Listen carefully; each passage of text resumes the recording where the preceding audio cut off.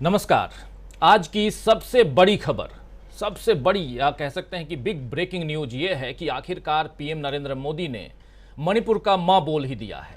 केवल मां नहीं कहा, पूरा शब्द मणिपुर कहने की हिम्मत भी दिखा दी और बता दिया कि वो कितने बहादुर हैं।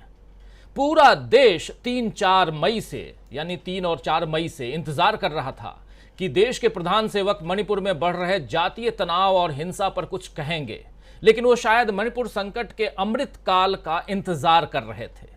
जी हां, इसीलिए पूरे 75 दिन चुप रहे।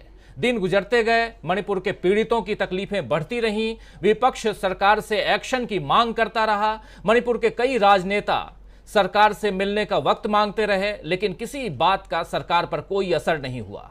इस बीच मणिपुर को लेकर कई परेशान करने वाली खबरें और तस्वीरें आती रहीं, लेकिन बुधवार को जो वीडियो सामने आया है, जिसे हम आप तक नहीं दिखा सकते दोस्तों, क्योंकि उसको देखने के बाद रूह कांप गई है।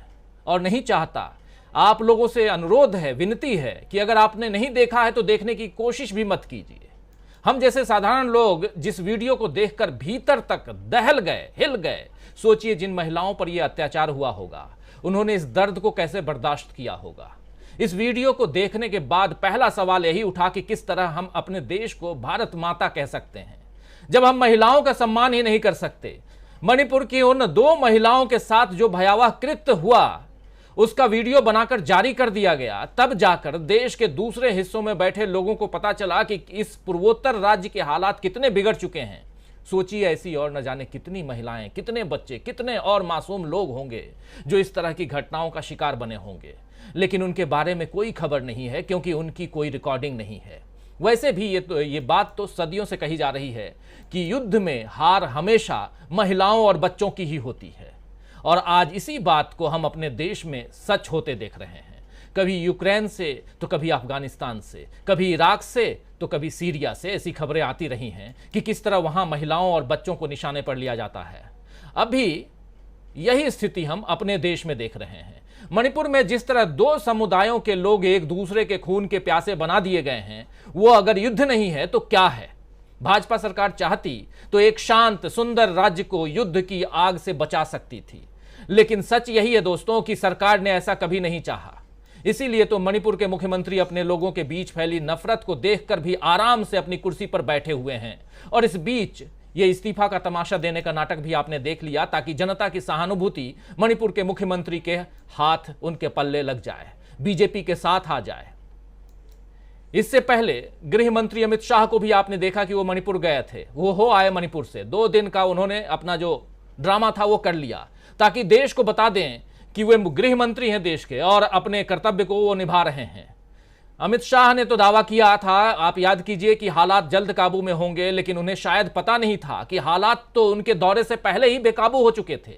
मणिपुर में 2 महिलाओं को निर्वस्त्र घुमाने और उनके साथ सामूहिक बलात्कार का जो वीडियो सामने आया है, वो 4 मई का ही बताया जा रहा है। यानी देश को जब मणिपुर में पसर रहे जातीय तनाव की खबर लगी, तब तक वहां नफरत का जहर पूरी तरह से फैल चुका था। मणिपुर में बीजेपी की सरकार है, आप सबको अच्छी तरह से पता है। केंद्र में भी बीजेपी सत्ता पर आसीन है। मोदी जी के शब्दों में इसे डबल इंजन की सरकार कहते हैं। इस डबल इंजन की ताकत की असलियत यही है दोस्तों कि यहां न राज्य के मुख्यमंत्री को खबर लगी, न केंद्रीय गृह मंत्री को खबर लगी कि किस तरह महिलाओं पर अत्याचार हुआ। या ये तो मुमकिन है कि इन्हें ऐसी घटनाओं का अंदाजा हो तब भी ये निष्क्रिय बने रहे, क्योंकि इन्हें सत्ता चाहिए। इन्हें अपने अंधभक्तों की ताकत, नफरत के जहर और विभाजनकारी राजनीति पर पूरा यकीन है कि कुछ भी हो जाए, इनकी सत्ता पर कोई आंच नहीं आएगी। 3 महीने पहले की घटना, इस भयावह घटना की खबर जो है वो देश को देर से मिली है, क्योंकि वहां इंटरनेट भी 3 महीनों से प्रतिबंधित है, आज भी प्रतिबंधित है। दुनिया भर में लोकतंत्र पर प्रवचन देने वाले प्रधानमंत्री नरेंद्र मोदी को अपने ही देश में लोकतंत्र की बिगड़ती हालात पर कोई अफसोस शायद नहीं होगा, या होता नहीं है। अभी अभी वो फ्रांस से आए हैं। फ्रांस में जब थे और उसी वक्त यूरोपियन यूनियन की संसद ने मणिपुर पर प्रस्ताव पारित किया, तो विदेश मंत्रालय ने भारत के आंतरिक मामलों में दखल देने की नसीहत यूरोपीय यूनियन को दे दी। सोचिए क्या होता अगर ये वीडियो उस यात्रा के वक्त या उससे पहले सोशल मीडिया पर वायरल हो गया होता। तब तो मोदी जी पर ऐसे सवाल वैश्विक स्तर पर उठते जिसमें उन्हें बचाव करना मुश्किल हो जाता। देश में कांग्रेस जैसे दल तो इस मुद्दे पर शुरू से अपने सवालों से मोदी जी को घेर ही रहे हैं। जब राहुल गांधी मणिपुर गए तब बीजेपी को और परेशानी होने लगी। पहले तो राहुल गांधी को रोकने की कोशिश की गई, लेकिन उन्हें रोक नहीं पाए, तो उन पर राजनीति करने का इल्जाम लगा दिया गया। लेकिन इन सब के बावजूद बीजेपी पीएम मोदी का बचाव नहीं कर पा रही थी कि वो मणिपुर क्यों नहीं गए, क्यों वहां के हालात संभालने की कोशिश नहीं की। अभी मानसून सत्र आज से ही शुरू हुआ है और बीजेपी को पता है कि मणिपुर पर विपक्ष जो है वो चर्चा की मांग करेगा। ऊपर से वायरल वीडियो पर जिस तरह से कांग्रेस नेताओं समेत कई दलों के नेताओं ने पुरजोर तरीके से पीएम मोदी पर हमला बोला है, उसके बाद सरकार को लगा होगा कि अगर कुछ नहीं कहा तो मुसीबत और बढ़ जाएगी। सदन के भीतर चर्चा हो तो सब कुछ रिकॉर्ड में रहेगा। इसीलिए मोदी जी ने बाहर यानी सदन के बाहर अपना बयान दे दिया और इसे देश की शर्मिंदगी से जोड़ दिया। वाकई ये पूरे देश के लिए शर्म की बात है कि महिलाओं के साथ ऐसा व्यवहार हुआ है। लेकिन प्रधानमंत्री को सोचना चाहिए कि आखिर इस शर्मिंदगी की नौबत आई क्यों। अपने बयान में निम्न स्तर की राजनीति का परिचय मोदी जी ने आज भी दिया है, और ऐसे दिया क्योंकि उन्होंने मणिपुर का म पहले नहीं कहा। उन्होंने पहले राजस्थान और छत्तीसगढ़ का जिक्र किया। छत्तीसगढ़ और राजस्थान का जिक्र करने के बाद वो आए मणिपुर पर। इससे ज्यादा शर्मिंदगी की बात क्या होगी दोस्तों कि प्रधानमंत्री इतनी हिम्मत नहीं दिखा पाए कि जो गलत है उसे गलत कहें, बल्कि इसमें भी वो अपने बचाव का रास्ता तलाशते हुए नजर आए।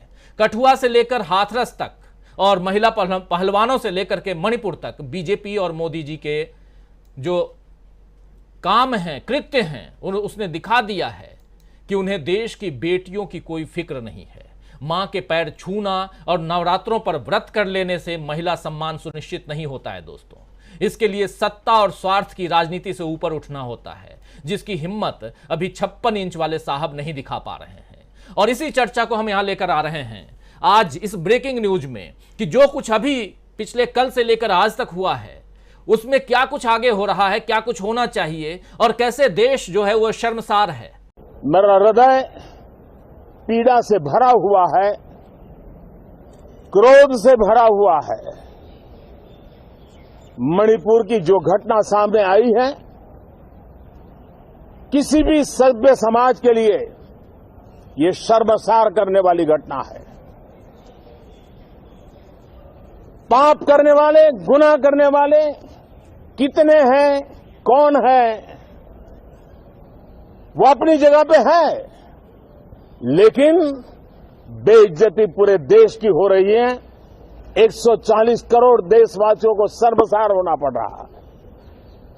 मैं सभी मुख्यमंत्रियों से आग्रह करता हूं कि वे अपने राज्य में कानून व्यवस्थाओं को और मजबूत करें, खास करके हमारी माताओं बहनों की रक्षा के लिए कठोर से कठोर कदम उठाएं। घटना चाहे राजस्थान की हो, घटना चाहे छत्तीसगढ़ की हो, घटना चाहे मणिपुर की हो, इस देश में हिंदुस्तान के किसी भी कोने में, किसी भी की राज्य सरकार में राजनीतिक वाद विवाद से ऊपर उठ करके कानून व्यवस्था का महात्म्य, नारी का सम्मान, और मैं देशवासियों को विश्वास दिलाना चाहता हूं, किसी भी गुनहगार को बख्शा नहीं जाएगा। कानून अपनी पूरी शक्ति से, पूरी सख्ती से एक के बाद एक कदम उठाएगा। मणिपुर की इन बेटियों के साथ जो हुआ है, इसको कभी माफ नहीं किया जा सकता है। बहुत बहुत धन्यवाद दोस्तों।